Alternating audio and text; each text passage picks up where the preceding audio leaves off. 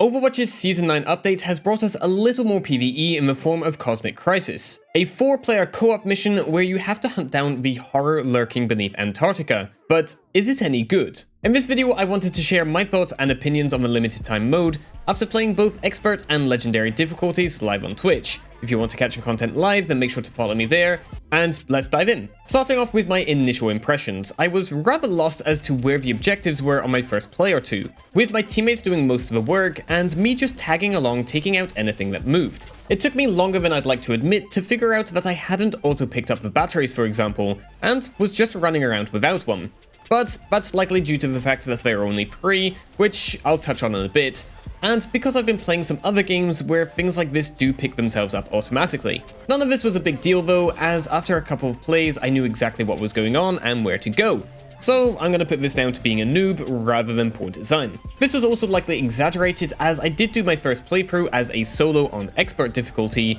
and although we wiped once or twice, we were able to complete it first try, even with a Widow on our team, which is the worst hero to pick in my opinion, but hey, I understand trying things out, so I didn't blame them. After this run, I formed a group with some people in chat, and we decided to try and beat Legendary, and to my surprise, it was a lot easier than I'd expected. And although our first attempt ended rather quickly, we were able to beat it on our second attempt. The people I was grouped with had been playing the mode for some time, so maybe the experience helped us complete it, but I honestly didn't feel like this was a Legendary difficulty, and closer to an Expert with added HP. But the whole difficulty system is skewed nowadays anyway, with hard mode being the new easy, and easy mode only really there to allow everyone to play it.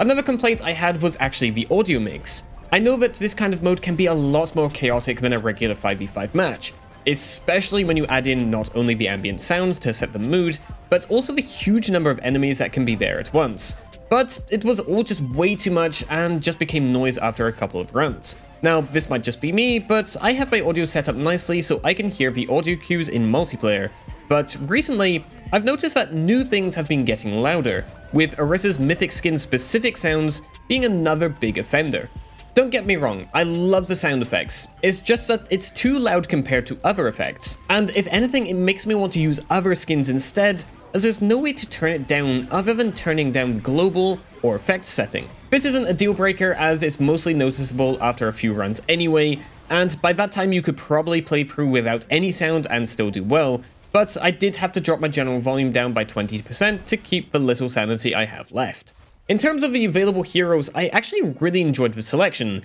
with most heroes having very useful abilities like Roadhog's Hook being a great way to slow down the bombs near the end of a mission, or Mei being able to protect a clutch revive with her wall. In the past, some of these limited time modes had just felt like another way to advertise new skins in the store, but this time it felt like the objectives were really designed with the hero's abilities in mind, giving a much better player experience. Unfortunately, I never felt like I needed to play with a strategy or use specific heroes because, well, it was just too easy. I think if I had to play through the mode multiple times to beat it, like Trials of Sanctuary back in Season 7, I would have been forced to use specific heroes and strategies, so that kind of took away from the experience in my opinion. The two outliers, however, were Anna, who I felt really struggled in this mode as her main value comes from her Biotic Nade to prevent healing, but with no healing to prevent it was kind of lost, and Widowmaker, who kind of just sucks when you can't one-shot anything, and even worse, when you deal enough damage to a robot's head, it falls off, preventing any further headshot damage. Again, had the Legendary difficulty been better, there may have been some strategies pop up where Anna may be really good at dealing with the Witch, for example, but as there was only one and plenty of other ways to deal with her, it just wasn't worth sacrificing something like Area of Effect heals or damage that Moira can bring to the team. I actually had the most fun with Iliari as her ultimate charges up super fast and makes for a quick cleanup of lower health enemies, but let me know who your favorite was in the comments.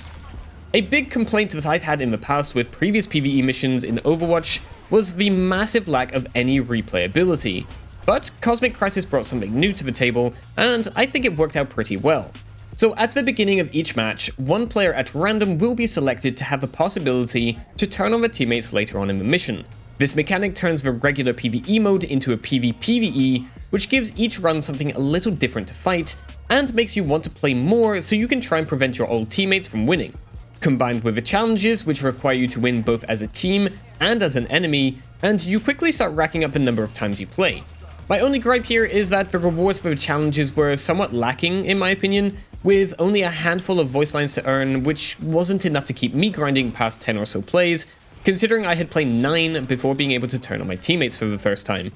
I'm not sure what Overwatch could do to fix this though, as it's a PvP focused game, so you can't tie loot drops and items to the challenges like you could in PvE focused games, but a unique weapon variation for the available heroes would do wonders for people who enjoy collecting skins. The drawback to this mechanic, however, is that it's rather easy to make your team lose on Legendary when you turn on them, and that kind of defeats the meaning of the hardest difficulty.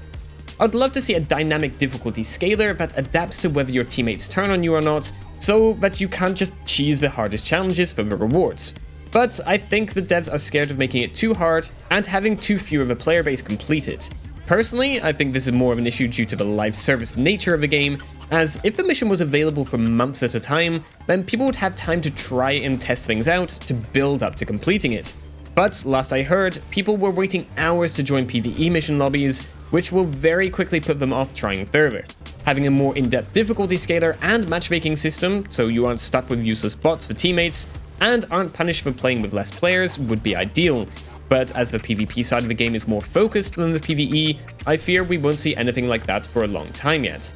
Having a player turn on the team wasn't as bad as it sounds though, as all of the missions can be easily completed with only 3 players, like recovering batteries for your ship, and there were some very strong AI heroes like Cassidy and Zenyatta who would turn up near the end if no one turned on the team. So there was definitely some form of balancing, and I'd argue that on anything but Legendary, it would actually be easier to complete the mission with someone turning to the dark side, as long as they aren't a top 500 player. Overall, I had a blast playing this mode, and I look forward to playing more PvE missions in the future, but with nothing to play for and limited rewards from challenges, I doubt I'll be returning for the weekly modifiers that try to keep the mode fresh for longer. Let me know down in the comments if you enjoyed this kind of review, as it's sort of a new thing for me, as I usually post gameplay to this channel. And make sure to follow me on Twitch if you want to catch the content live on Mondays, Wednesdays, and Fridays, and I'll catch you in the next one.